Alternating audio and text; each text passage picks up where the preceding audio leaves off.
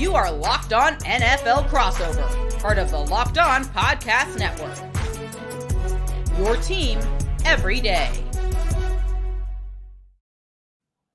What's happening, everybody? Here we go. It's our Thursday edition of Locked On Lions with Matt Dery and Locked On Seahawks with Corbin Smith. It's the Thursday crossover brought to you by our friends at Prize Picks. Go to prizepicks.com/LockedOnNFL and use code all lowercase LockedOnNFL to win $50 instantly when you play $5. 3-0 Seahawks at the 2-1 Lions. We got to wait until Monday night for this matchup as the Lions and Seahawks get reacquainted again. Thanks for making us your first listen and checking us out wherever you get your podcasts. Corbin, excitement in Seattle, right? Seahawks off to a 3-0 start. I know they've boat raced some bad quarterbacks, but what's been the vibe there right now? Well, the vibe is as good as it can be right now because this team has given up 14.3 points per game on defense. And listen, you can point out the quarterback competition. Obviously, not seeing Tua Tagovailoa last week was a huge advantage for them. Skylar Thompson not anywhere close to the same stratosphere as a quarterback, but still, this defense has been one of the best at generating pressure. They're blitzing less than 19% of the time, so they're doing it with their front four, getting after quarterbacks. They have not been giving up explosive plays in the secondary. Their linebackers are playing well. The excitement revolves around that defense. And then on offense, the offensive line, it feels like this is just a broken record every year. Their offensive line is always one of the worst in pass protection. But Geno Smith says, I don't care. I'm still going to lead one of the most efficient offenses in the NFL, even with that pressure. So the excitement is definitely tangible in Seattle. They've got a lot of weapons on offense. They got a quarterback that fans are finally starting to give the due that he deserves. I mean, he's been awesome the last 2+ years for them under center. And now the defense, after being 25th in the league last year in points allowed, the defense has caught up, at least at this point, which makes this a dangerous football team, even if they have had an easy schedule up to this point. Winning games is not easy in the NFL, regardless of who you're hosting. Let's get to the Seattle storylines. We'll get to Detroit's in a second. We'll get you the keys, obviously, as well, and find out what Corbin thinks of this one and what I think of this one here on the Thursday crossover. So what's the talk in Seattle? You mentioned 3-0 and excitement, but what else comes to mind when you look at storylines for this week? Unfortunately, both these teams are going to be sharing this going into this game. There's concerns about injuries going into this game, particularly on the defensive line, where the Seahawks would like to be full strength going against Jared Goff and Jahmyr Gibbs and company. They would like to have all of their horses up front, but right now we don't know if Leonard Williams is going to be able to play. He exited early on Sunday against the Dolphins with a rib injury. Byron Murphy II, their exciting first-round pick, has a hamstring injury. Who knows about his availability? And Uchenna Nwosu's missed the first 3 games. There's a chance he could be ready this week. They're expecting him to practice heading into this week. How he looks in the practice field is going to dictate whether he plays in this game. But right there's 3 huge names on this defensive line that could all be out in this game. And even on the offensive side of the ball, Ken Walker III's missed the last 2 games. They've been able to get by with Zach Charbonnet, who's played really well. But Ken Walker III brings a different juice. And in a game like this against one of the top teams in the NFC, the Seahawks are hoping that Ken Walker III is going to be able to play in this game, which would give them a little bit more juice in the backfield and as a receiver out of the backfield and really bring this offense together. And they're going to need to score some points if they're missing some of those pieces on the defensive side of the football. Tell me about right tackle. You know, we've talked a lot about this on the show. Aiden Hutchinson is going to be facing now 4 consecutive backup right tackles or just backup tackles, period. Remember in week 1 against the Rams, he went up against second and third stringers there. What's the update at right tackle for the Seahawks? Well, they brought Jason Peters in for a free agent visit yesterday, if that tells you where things stand right now. Goodness. Abraham Lucas, look, he is eligible to come off the PUP list after this next week, but what Mike McDonald told me did not sound like that was going to be happening. They're like, well, we're not going to put a timeline on it. I'm hearing mid-season probably at earliest till he's back. George Fant was just put in injury reserve last week. He was signed to be the replacement for Abraham Lucas early this season. Now he's not playing. If there's a silver lining here for Seahawks fans, though, Stone Forsythe has been pretty good the last couple games. And when you go back to last year when Seattle went into Detroit and won and put up a lot of points again, Stone Forsythe started that at right tackle really well. in that football game for the most part. So can he carry the momentum from the last 2 games? The fact that he's already played well at Ford Field, there's going to be growing confidence there.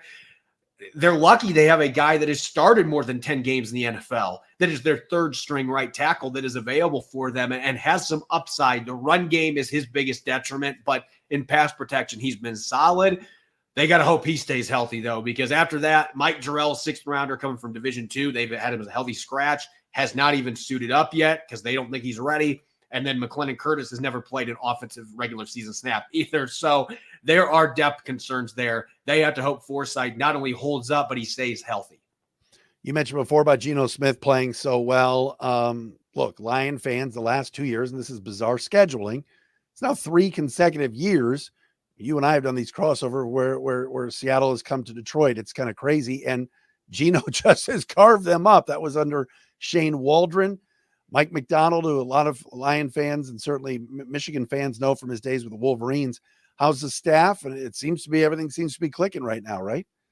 Yeah, this staff, there's obviously Ryan Grubb being a first-time NFL coordinator. He's ran into some of those first-time coordinator issues here.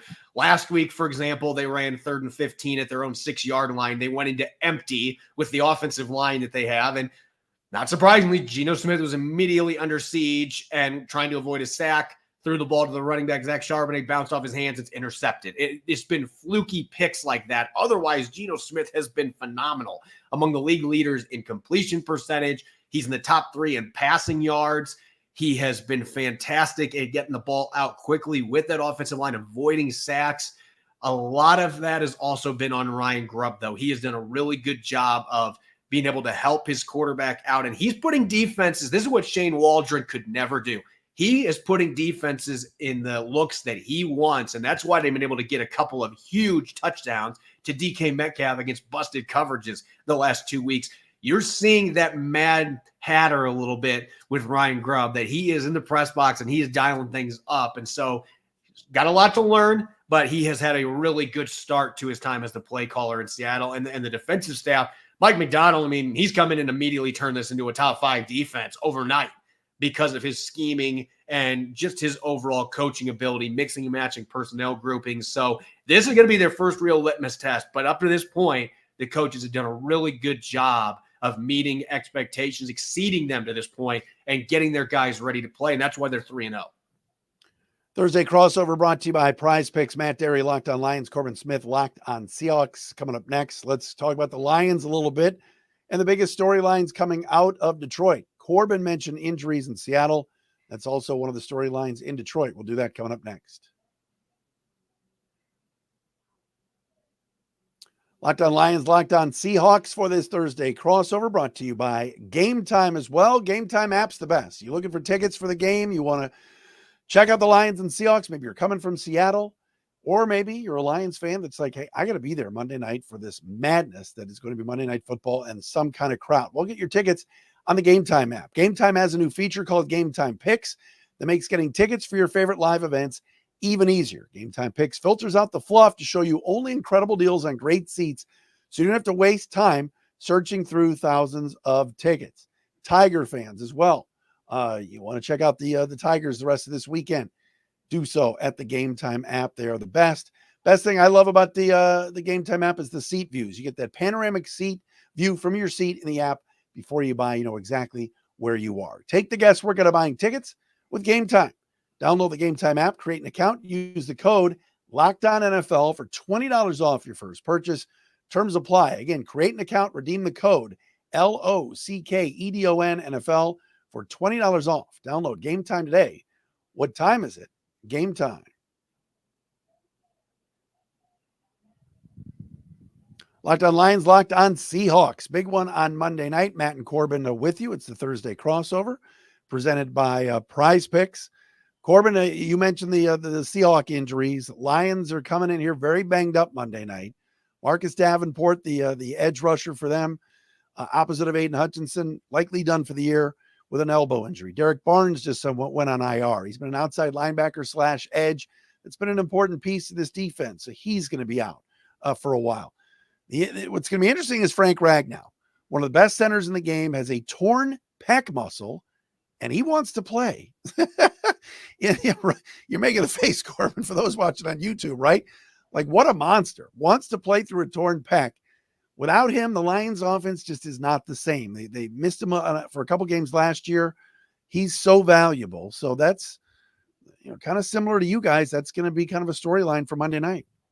Yeah, when you look at the Lions offense to this point, and I'm obviously you're going to have a chance to elaborate on this, but I've gotten to watch a few of their games up to this point, and the run game has been really effective for the most part, but it hasn't felt like the passing game has gotten a humming yet, and there's some new pieces in the offensive line, and if you're going to be missing Frank Ragnow in this game, look, if he plays in this game, like that dude deserves the Iron Man award because torn pectoral muscle as an offensive lineman, when you're going to be pushing guys around, like that is one of the driving muscles to be able to do that. So if he's able to do that, it's going to be really impressive, maybe even borderline insane that he would be trying to play with that. But it does feel like this offense is still trying to find their footing a little bit with some of the new pieces, some of the losses they have on the offensive line. Jonah Jackson leaving, for example, the receiving room. Josh Reynolds, it feels like maybe they're missing him as that third target. They are. What are you seeing so far from this offense? No, you bring up a great point. It's funny. They poo-pooed the Josh Reynolds signing with Denver. I'm not going to say they dissed him, but I think the offer that they made was not as competitive as Denver's. And I think they felt like Jamison Williams would take that next step as the number 2 next to Amon-Ra St. Brown. They love Khalif Raymond, and they figured they had enough young guys, including a 7th round pick from 2 years ago, Antoine Green, Donovan Peoples-Jones, that they would survive. And it turns out Green gets hurt in the preseason. DPJ was terrible in August and now is on the practice squad. And they don't have that third or fourth receiver that they're really confident in right now. And Reynolds and Goff had a very, very good relationship and a good kind of kinship on the field. So that's missed. Sam Laporta has not been able to get going. It's kind of similar to what's going on around the league. Mark Andrews hasn't started fast. Travis Kelce's been on a milk carton. So they got to get Laporta going a little bit. And Goff just has not been as sharp. On a big third down against Arizona this past Sunday, he delivered to St. Brown to ice the game, as well as a rollout, as we like to call it, Vanilla Vic, when Goff starts running. But otherwise, you're right. There's just not been that, huge, 300, 400-yard passing game. And I think the Lions feel like hopefully Monday night on the fast track, their turf, loud crowd, that Goff kind of gets it going. I mean, we've seen the last few years, Lions offense hasn't been the issue against the Seahawks. It's been stopping Geno in that Seahawk attack. So you're right. You bring up a good point. It just has not been there in terms of the passing game, but running the football this past Sunday, they absolutely poleaxed the Cardinals, and you expect a steady diet of Montgomery and Gibbs again. And it's interesting. One of the storylines that I'm sure that you have talked a little bit on your show about, you don't have to worry about Pete Carroll at this point, but Pete Carroll's defenses could not stop Jared Goff the last couple of years. They couldn't stop anybody most of the time, and that's why Pete Carroll's not coaching here anymore. But Mike McDonald is the defensive coordinator in Baltimore last season. It was the worst game Detroit had all of last year in that game. Where does that fit into the Lions in terms of how they're preparing for this week when Mike McDonald's defense, you faced it, but absolutely the worst offensive game that they had last year. Now you're combining that with what Geno Smith in this offense has done at Ford Field the last couple of years. I love that point you brought up.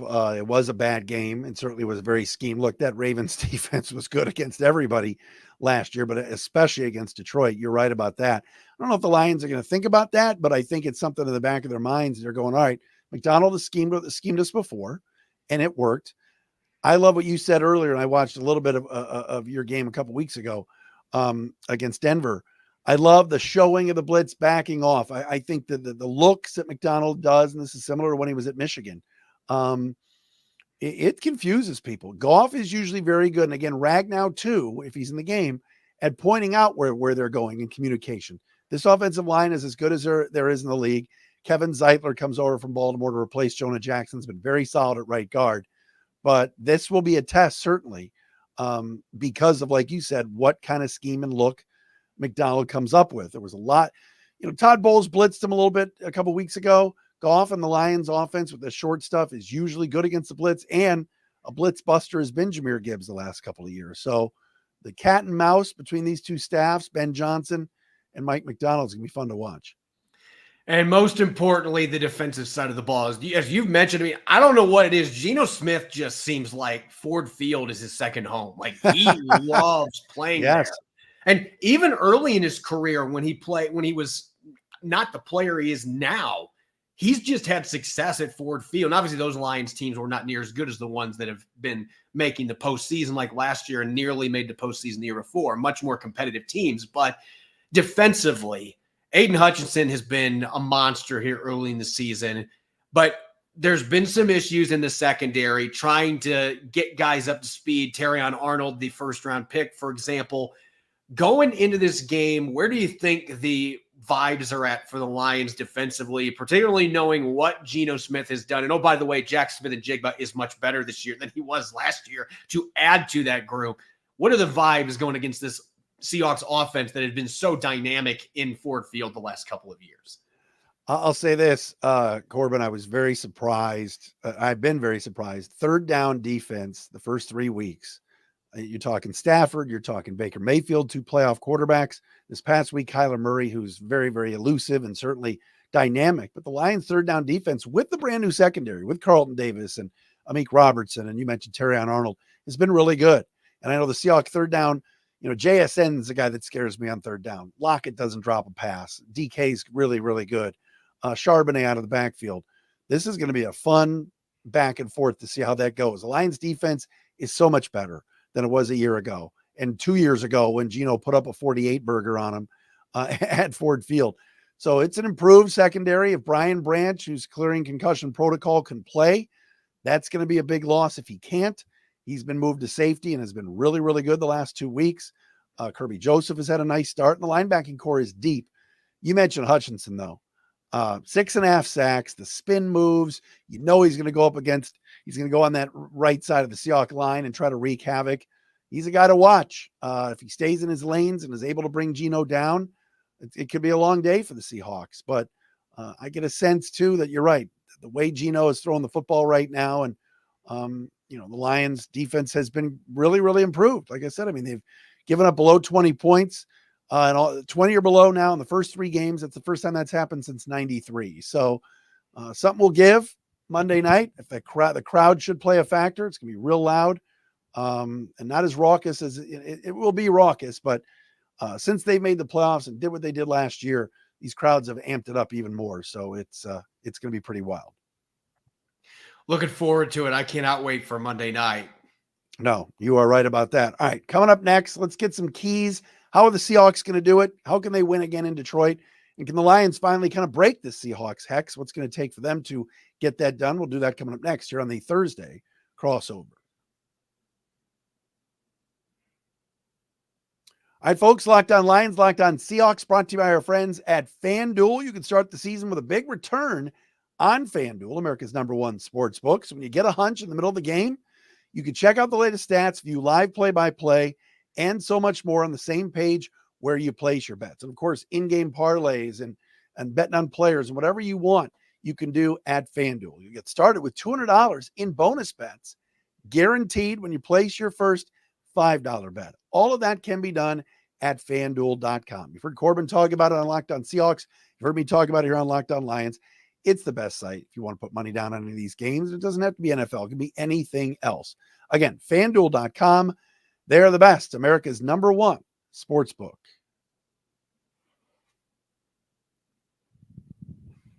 Corbin Smith, Locked On Seahawks. Matt Dery, Locked On Lions. It's our Thursday crossover brought to you by Prize Picks. Corbin, give me some keys here. What's it going to take for the Seahawks to get this thing done Monday night? Well, the first key, look, I don't want to, go for the low hanging fruit here, but you better have some people chipping on Aiden Hutchinson. That is the #1 thing, especially with Marcus Davenport being out. This feels like a game where if the Seahawks can find a way to at least somewhat contain Hutchinson, he's going to make his plays, but can you find a way to get a tight end chipping, running back chipping, both of them chipping, max protect, give Geno Smith enough time that he can get the ball to his receivers. This will be the best trio of receivers that the Lions have faced this year. So they're going to have to deal with DK, who is having a career year. Jack Smith-Njigba had 100-plus yards, 12 catches a couple weeks ago. Tyler Lockett is still Tyler Lockett. Maybe not the prime Tyler Lockett, but still a very good player. Noah Fant had 6 catches for 60 yards last week. I mean, Seattle's got weapons after on offense. It's going to matter if Aiden Hutchinson's getting in the backfield every single play. So they've got to be able to do that. I think getting the run game going also is a way to slow him down a little bit. Seattle actually has had over 100 rushing yards in 2 of the last 3 games, despite a lot of issues with their offensive line. If they have Ken Walker, the third back, to go with Zach Charbonnet, thunder and lightning combination, that can take some pressure off of that pass rush on Geno Smith too. Maybe open up some play action, which they haven't ran a lot this year. And then on the defensive side of the football, to me, it all boils down to turnovers. And I know that may seem elementary, but what has been one of the big difference makers the last 2 times these teams have met? 2 years ago, Reek Woolen, pick 6 on Jared Goff. Last year, Trey Brown, pick 6. Those immediate plays, and I'm not saying they need another pick 6, but they've got to find a way to fluster Jared Goff, get him uncomfortable, force him to be Vanilla Vic. I think Mike McDonald would love that if they get him moving around some, and force him into some rough decisions. He has made some peculiar decisions with the football early this season at times for a veteran quarterback. Can you speed up that clock for him a little bit? I think this is the game the Seahawks are going to mix in some more of those simulated pressures, because Mike McDonald's not done much of that the first 3 weeks, which has been stunning to me. Some of it hasn't had to because the pass rush up front's been so good. But I think you're going to see a little bit more exotic scheming this week from Mike McDonald against a really good Lions offense. Can you do that to coax Jared Goff into a turnover or 2? To me, that could be the difference in a game that I expect is going to be very tight. Yeah, no, you bring up a lot of great points there. It's interesting with Goff. One of the things for the Lions, they've got to stay with who they are. I know this past Sunday against Arizona, Cardinals didn't have a great run defense last year. Their numbers were a little bit up the first couple of weeks, but they just went back to ground and pound. They went to David Montgomery.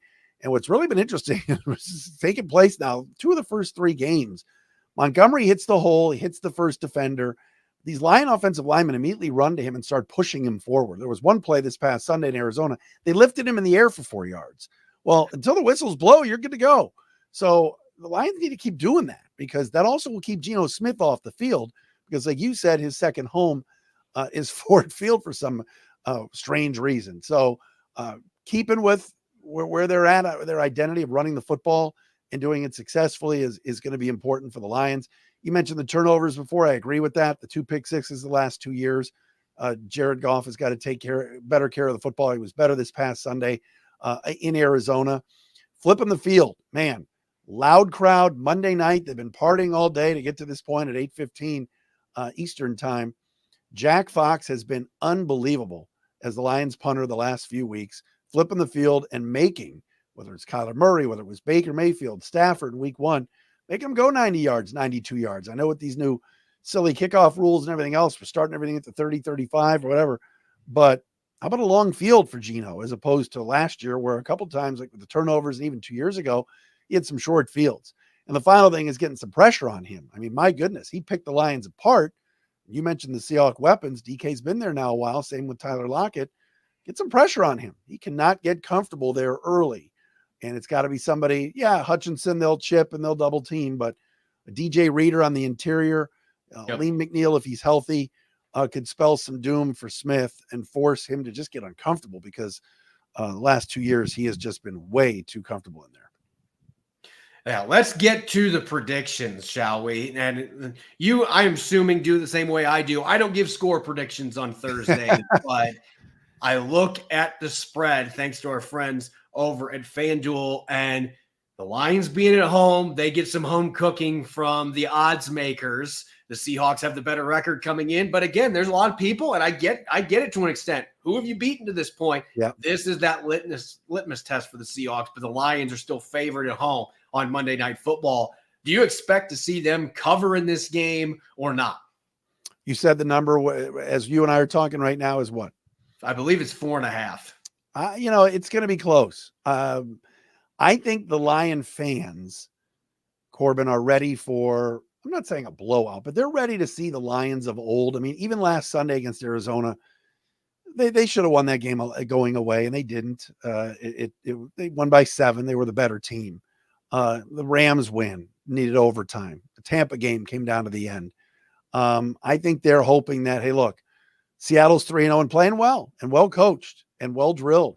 But it's time for the Lions to do what people thought they were going to do at the start of the year, and that is play championship caliber and NFC championship and Super Bowl caliber offense and really flex and get St. Brown going, get J-Mo going, Laporta, and put up a lot of points, but not have to win 48-45 or whatever. So, yeah, I like the Lions in this game. To cover the 4.5 is going to be tough because I do think for some reason Geno has a good feel there. And if Ragnow doesn't play, that does change things. Well, that'll likely come down to game time. But sure, I'll say the Lions will cover and win. I mean, Seattle, you guys have faced Jacoby Brissett, Bo Nix, heck, Ross Jackson should have quarterbacked the Miami Dolphins. That's an inside bit. Our friend, the host of Locked On Saints, that runs our network, it's not that you're going to see a real quarterback this week. But you've had his number. So what do you think? I think 4.5 the Seahawks are going to cover. Now, I'm not saying they're going to win the game. I think that this is going to be one of those classic ones that goes down to the wire. And I'm going to go as far as saying whoever has the ball last is going to win this game. I don't think it's going to be the track meet we've seen the last 2 years. Mike McDonald will have an aneurysm if that happens. Like, Mike McDonald is not going to allow his defense to give up 40-plus points. Like, I'm not expecting that kind of a game. But I think late, whoever's got the ball last, I expect it's going to be tied or it's going to be within 3 points. And whoever has the ball last is going to have a chance to go down and win the football game. So I think as far as 4.5 points being an underdog, I think the Seahawks are going to cover that. The question for tomorrow on Locked On Seahawks is, are they covering it in losing fashion or are they covering it pulling off the road upset? And that's what always makes the Friday episodes the most fun here on the Locked On Podcast Network. What a start it would be for Mike McDonald to be 4-0 and really cap it off with a win on Monday Night Football in a very hostile environment. But Corbin, great to see you. Thanks for doing this as always, my friend. Thanks for having me, man. I'm looking forward to the game Monday night. You got it. Thursday crossover brought to you by Prize Picks. He is Corbin Smith. I'm Matt Dery. Locked On Lions, Locked On Seahawks. Back again tomorrow on both shows.